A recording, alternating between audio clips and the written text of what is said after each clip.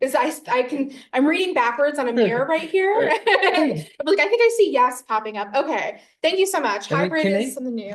can you all see us? Because I think we can take down the welcome slide if you can't see us. Are they getting the video feed? Yes. Okay, I was like, I'm pretty sure you Thank can you. do both. Yes. All right. Well, on the fly here, we're figuring it out. Well, so our format today, as you can see, is not only hybrid, but we're going to start off. We have a bit of a presentation here, some questions we're going to go through and talk about the Bouchet Honor Society as a whole, as well as the application process. And then we will have time for Q&A, both from the folks in this room and those on Zoom. I will kindly ask for the folks on Zoom if you could pop those questions in the chat when that time comes, but don't worry about it. I will remind you. So go ahead and we will jump on in.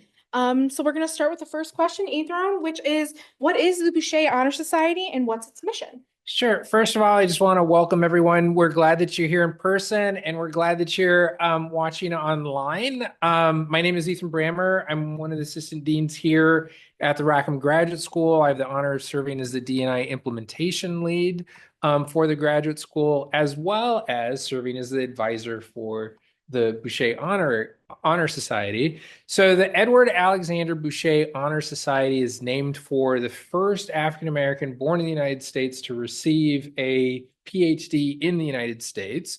Edward Alexander Bouchet received his PhD in physics from Yale in 1876. And because of, the time and the challenges around racism that existed at the time, even though he got a PhD at Yale, he still wasn't really allowed to teach in a higher ed institution for most of his career because of racism. And so one of the real missions and goals of the Bouchet Honor Society is to address diversity in the professoriate across the United States. And so the first national charter was sort of inaugurated by, it was a collaboration, a partnership between Yale University and Howard University. So Edward Alexander Bouchet eventually taught high school and sort of a precursor of what would become HBCUs, so historically Black colleges and universities. And so there's a connection to Howard, which is a really renowned HBCU. So Yale and Howard decided to stand up the Bouchet Honor Society in 2005. The University of Michigan and Rackham Graduate School has had its charter, its chapter since 2008. So we're among some of the very first Bouchet induction classes because of the size of Rackham Graduate School and the number of doctoral students we serve. We also have one of the largest chapters. So we're one of the oldest and we have one of the largest, and we're very, very excited about the very active learning community that we have. So like I said, the Bouchet Honor Society is really dedicated to diversity in higher ed, but specifically with the professoriate in mind. So the explicit mission or purpose of the Bouchet Society is to recognize outstanding scholarly achievement and promote diversity and excellence in doctoral education in the professoriate. And so it really is engaging doctoral students, doctoral education with the intention of addressing a lack of diversity in the professoriate that unfortunately still continues today. Great. So what are some of the benefits of being a Bouchet scholar? Let's go back. Actually, let's talk about some of the values of the Bouchet Honor Society. Sure. The values sort of reflect what I just said. It's really grounded in the history and the experience of Edward Alexander Bouchet, who was an amazing scholar, right? Imagine being an African-American man at Yale doing a PhD in the 1800s. Right. And so the kind of resiliency, the depth of character, right, that required for him to be successful in the face of so much just open racial hostility, right? So the values are really grounded in that. We need to recognize first and foremost, Edward Alexander Bouchet was an amazing scholar, right? He was just a great academic. He was a great researcher. And so scholarship and scholarly excellence is one of the values. But again, just the strength of character, right? So one's resilience, one's ability to, act in ways that are just and equitable, even when you're confronted with adversity. Leadership. So first, Black man to get a PhD in the United States. Like that kind of uh, vanguard, that being at the front, leading and breaking these glass ceilings, right? And breaking down barriers. Just tremendous service, right? So something that's really distinguishes Bouchet from maybe some of the other honorifics that Rackham and other units on campus provide that are grounded in great scholarship and leadership. Service really matters, right? And so, uh, how are you serving your community? How do you demonstrate that community commitment to social justice and making the world a better place? And then advocacy. So you can imagine Edward Bouchet in the 1800s had to advocate a lot, right? Not just for himself, but for others, and for greater racial equity and social justice and equity at the time. So, how do you, right, as a doctoral student or postdoctoral trainee, also demonstrate advocacy to make this institution a better place, to make your programs or your departments a better place, or using your scholarship, your leadership, your service to make the world a better Great, thank you. So we talked a little bit about the mission of Bouchet, and what makes it up for its like characteristics. What about the member schools? We know who started it, but the overall member schools. Yeah, so one of the real joys and pleasures of being in this advisory role for Rackham's Bouchet chapter is I get to serve on the National Steering Committee. And so every year we go to Yale, we have conversations as a National Steering Committee, and we see, interest across the country. New chapters that are being nominated, often self-nomination, right? They want to become part of this club. And so now it's grown to 19 member schools. And I think it's really interesting, but it's also really telling that it continues to be a mix of like Yale is this very elite institution, right? One of the first institutions of higher ed in the United States, and institutions that are really known for their commitment to social justice, right, like Howard. And so we have a number of minority serving institutions that have chapters, HBCUs that have chapters, as well as a lot of these very large prestigious research one institutions, like the University of Michigan, Northwestern, UCLA, UCSD, University of Florida, Wisconsin. So it's a nice group to be in, Emory. A mix of private, and public universities as well. It really is a huge span of different schools, and yeah, geographically everywhere. It's really cool. Well, I was really excited to ask this question, so excited that I jumped ahead. So let's go into this part where we're asking about what are some of the benefits of being a Bouchet scholar besides joining a group of amazing schools. Yeah, so I think the maybe one of the greatest things, it's a lifetime membership, right? So it's not sort of like a CV line, right?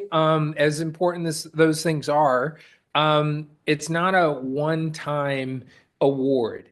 You really are joining a lifelong learning community that is national, right? And you know that the folks that are inducted from other chapters across the country kind of share your values, right? Like the whole experience, the whole community is based in embracing the same set of values. And so your induction is to a lifetime membership, right?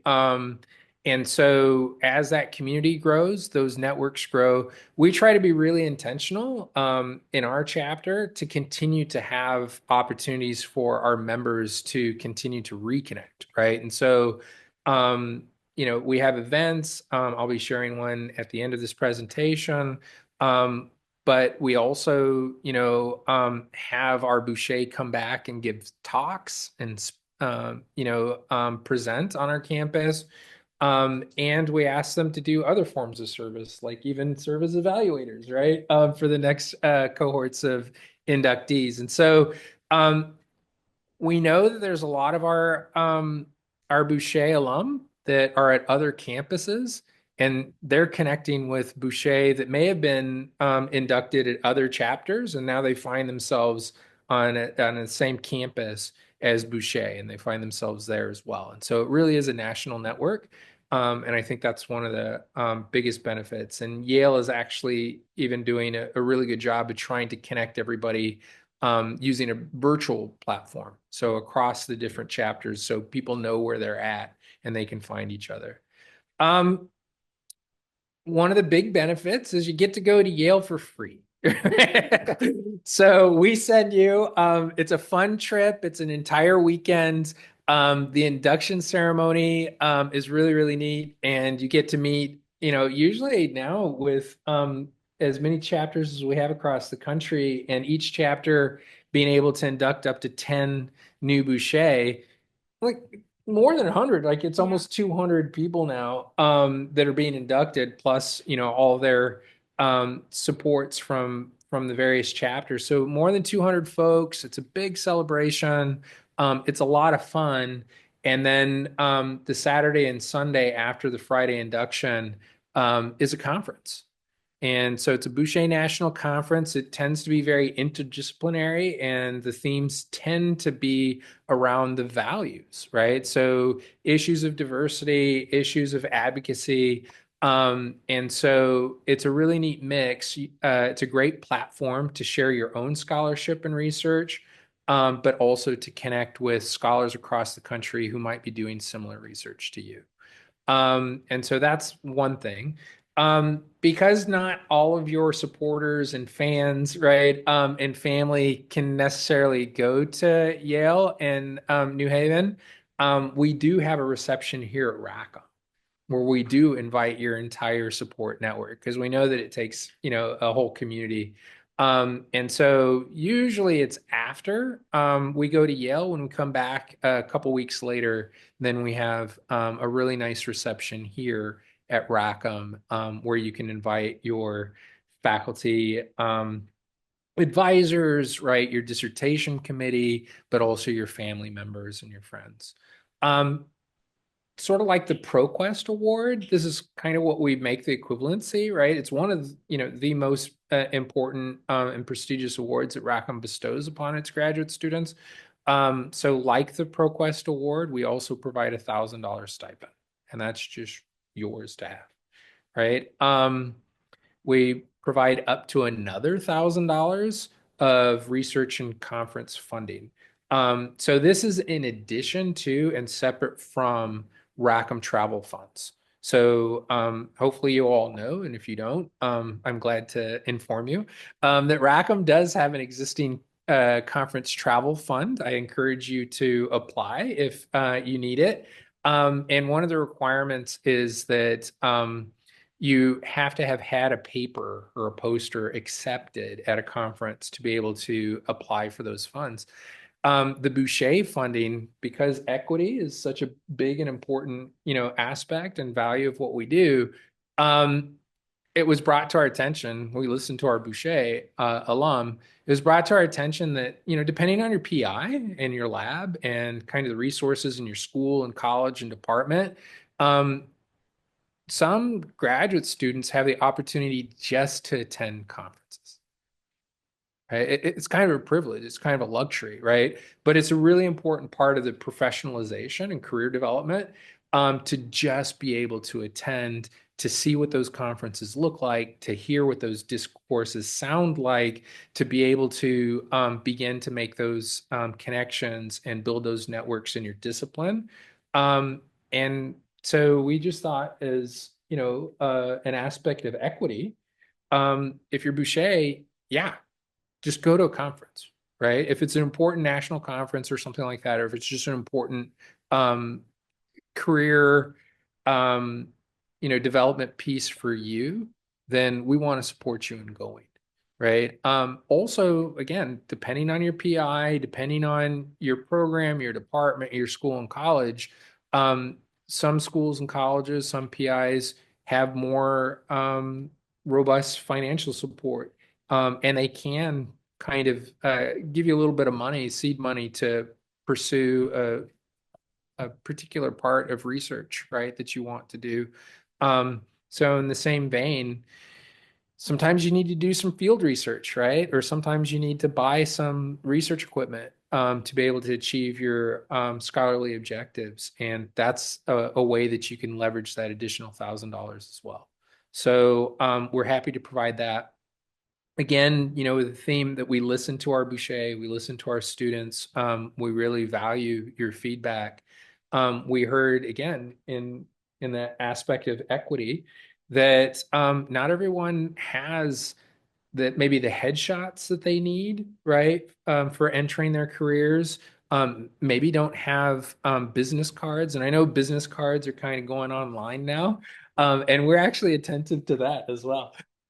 So we now have a virtual business card platform and the traditional like printed business card platforms. So we just provide those for our Boucher. And I think it's been really, really interesting because when we go to Yale, our students have their business cards, right? And they have all the Boucher branding and everything like that. And so again, I know that we're one of the oldest. I think we're one of the biggest, like 99% sure that we're one of the biggest. And I'm a little biased, but I think that we're one of the best as well. That's what I was gonna say. I was like, I think we're one of the coolest. I don't know. But yeah, all right. Well, so now that we know that again about Boucher and how great it is to be a Boucher and be inducted into the society, what are the requirements? What does applying look like, and what are kind of the criteria for applying to the Bouchet Honor Society? Yeah, so if you're searching online, you may stumble across Yale's Bouchet website, and that's kind of the national website, right? And so it has a lot of visibility. And you'll notice that there are a number of categories of eligibility for induction that Rackham doesn't necessarily incorporate, right? So on other campuses that have, other chapters, and this isn't in any way, to question or judge their decisions locally, but they do and can induct faculty members, right? Or they do and can induct folks after they've achieved alumni status, right? So the Yale requirement is you have to have a doctorate, right? Or you have to achieve candidacy for a doctoral degree. Because we're a really large graduate school and we really want to be as student-centered as possible, right? We reserve our induction slots. Again, we get 10 to our students and postdoctoral trainees, right? And so we get a lot of questions about this, especially from alum who would like to be part of the Bouchet Honor Society and either weren't here, they were here before we got our chapter or didn't know about it when they're on campus.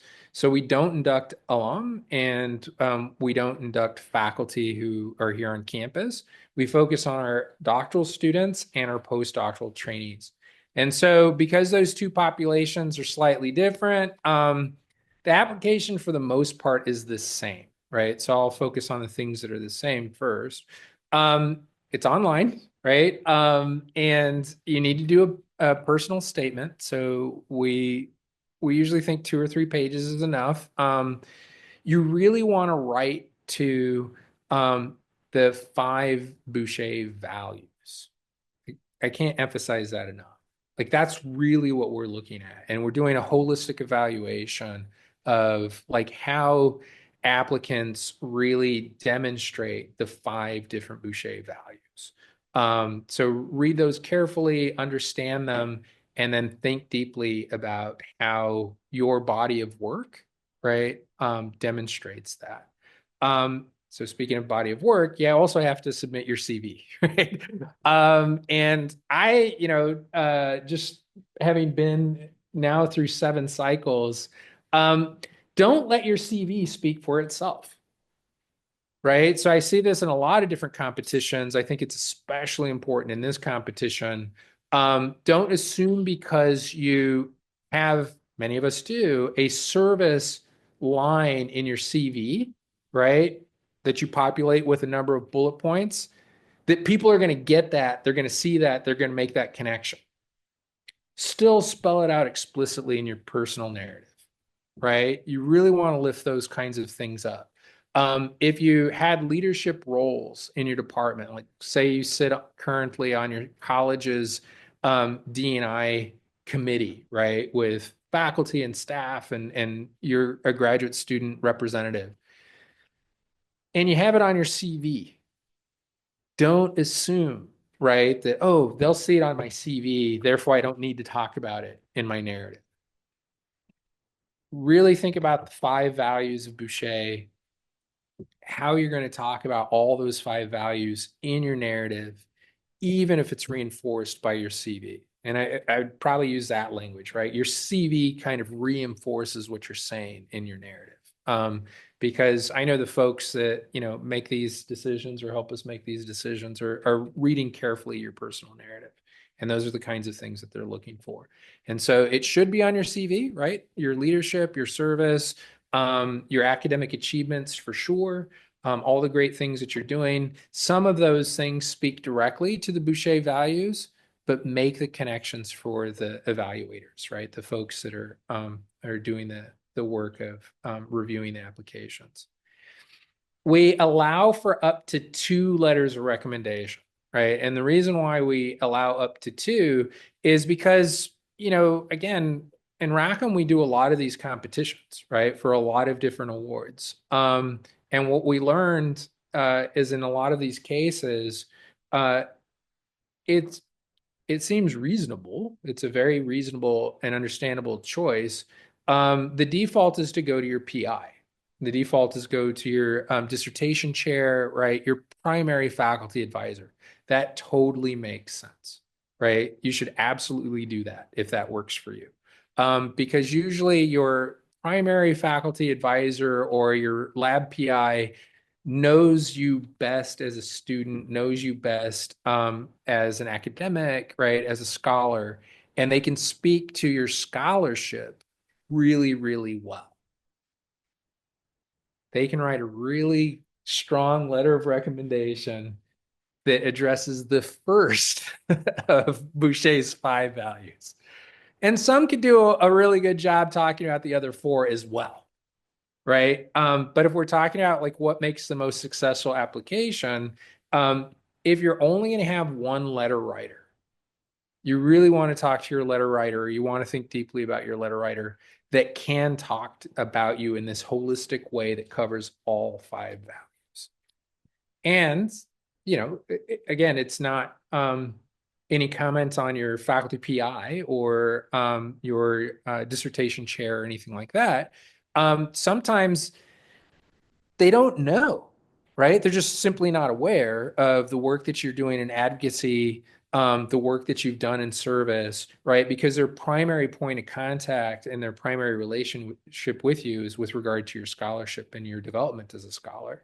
And so that's why we allow for the second letter. So if you feel like one letter writer can speak to maybe 2 of the Bouchet values really, really well, but you really need somebody else that can talk to the other 3. Think about how you can find complementary letter writers.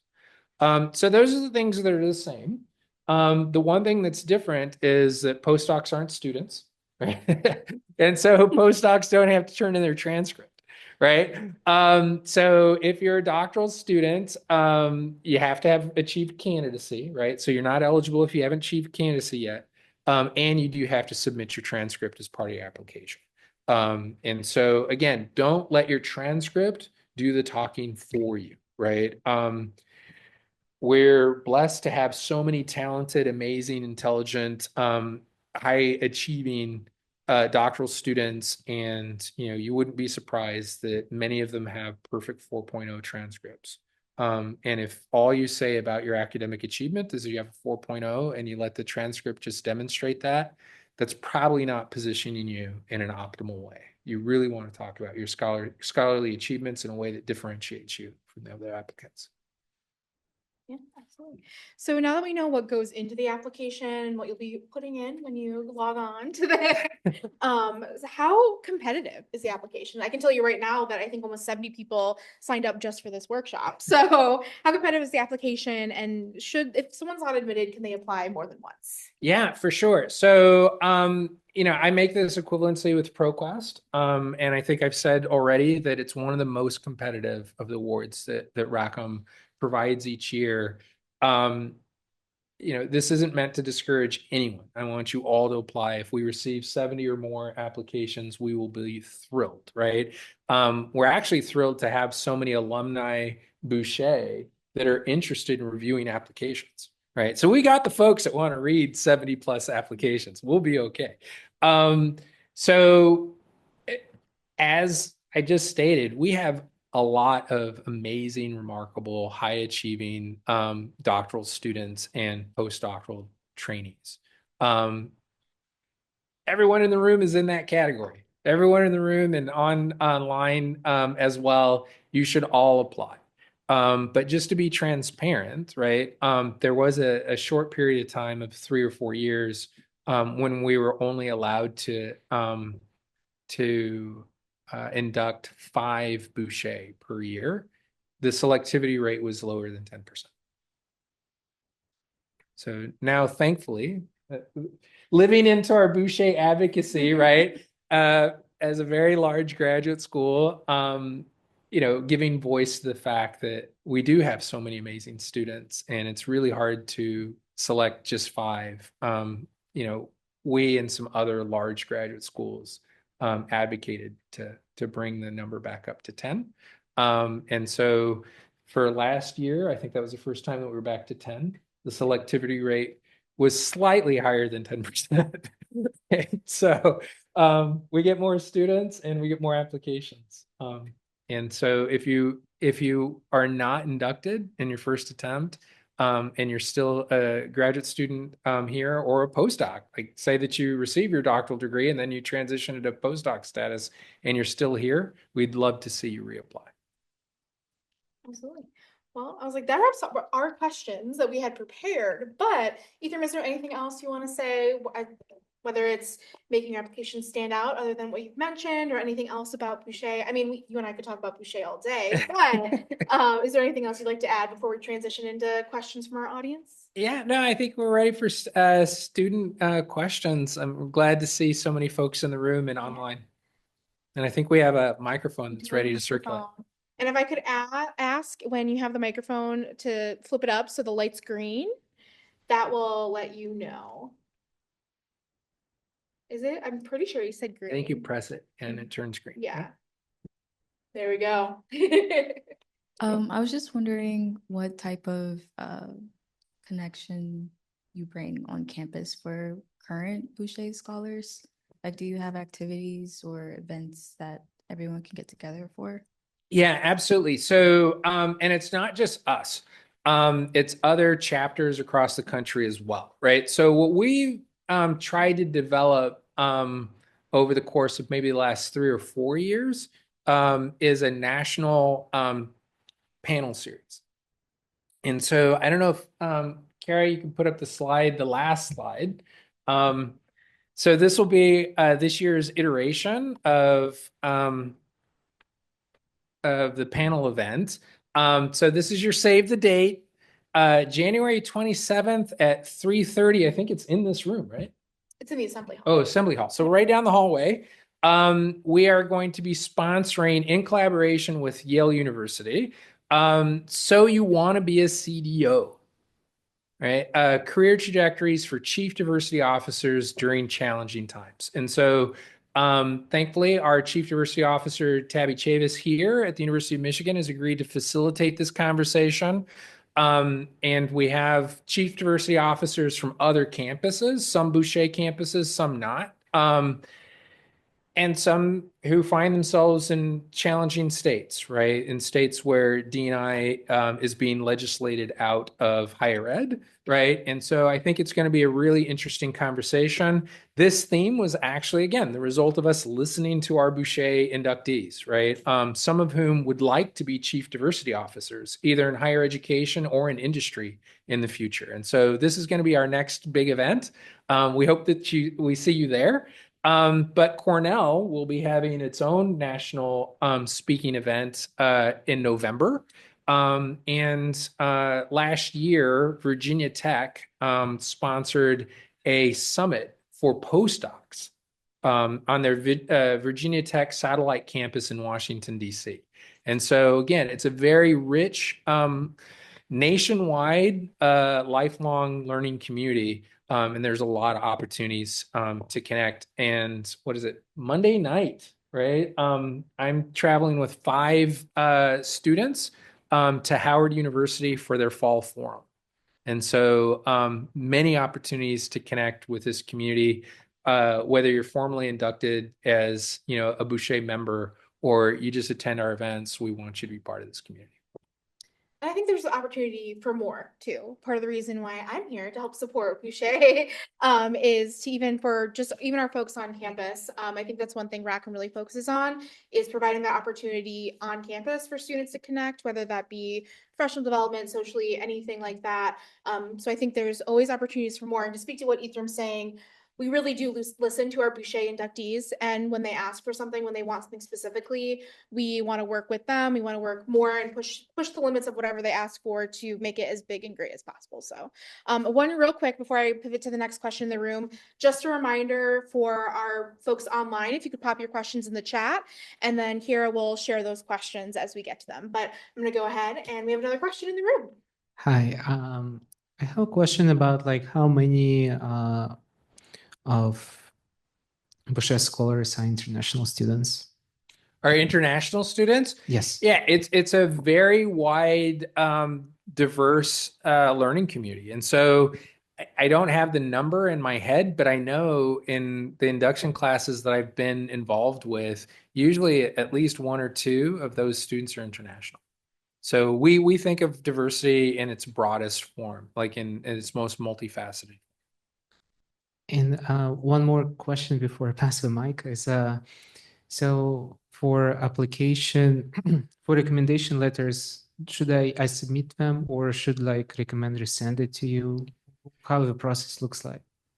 Yeah, so there's a portal for the letters. So Okay. There's an application portal and all of that is like explained within the portal. They'll be able to access it that way. It's pretty self-explanatory once you log in, but another thing to kind of put out here is that we do have and I'll send it from the Bouchet email. I'm going to send a follow-up email for everyone who registered for this event that has this information, this recording, a link to the application, and then our email to ask any questions. And that email is well staffed by our team, and we're always here to answer any questions or troubleshoot any application things as you move through. So recommenders register on this website or what? They will be sent like a link once you have your application and they go from there.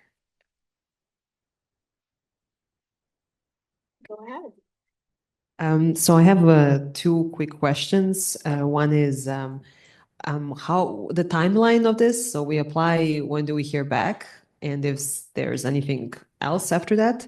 And secondly, just for the conference, I might be getting ahead of myself a bit, but for the conference in Yale, we can just present on a part of our research.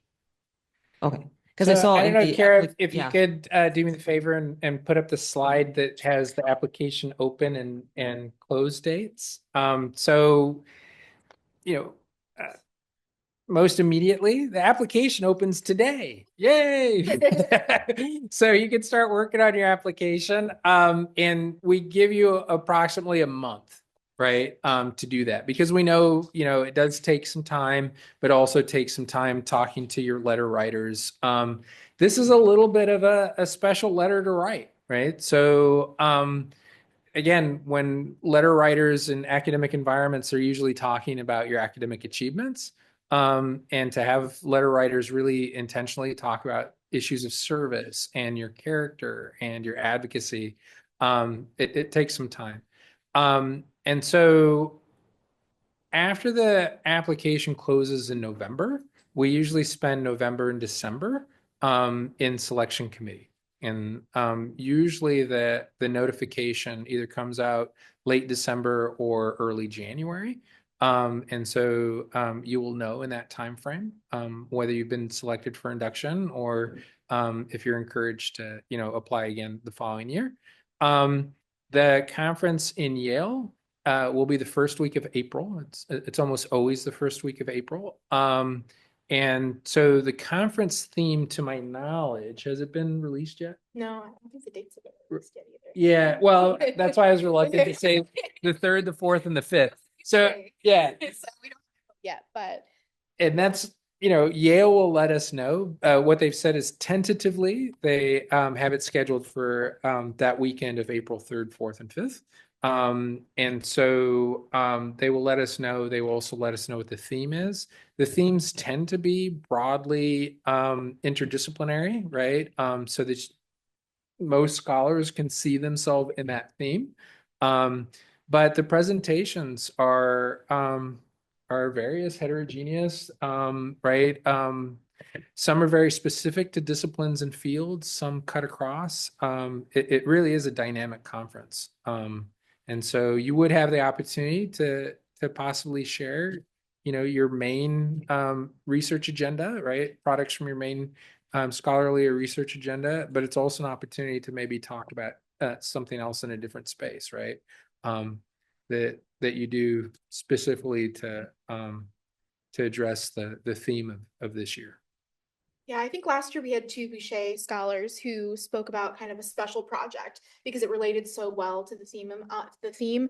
But then we also had folks who were talking about robotics or, oral health and like the microbes that are in your mouth and things like that. So very wide range. It is very, very interdisciplinary. So any other questions in the room? Yeah.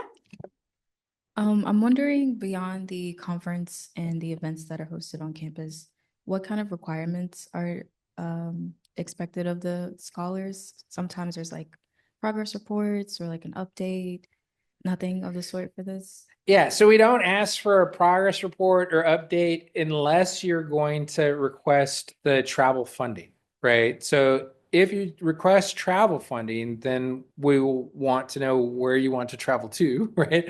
And then we want to know when you get back and how much did it cost, because we have to reimburse you. But yeah, when you're inducted, you're inducted. And so I think this is a great thing to think about too, as you're preparing your application. When you're inducted, you're inducted. You're inducted for a lifetime. And so your desire to engage in this lifelong learning community is really up to you, right? And the value that you see in it, especially 10 or 20 years from now.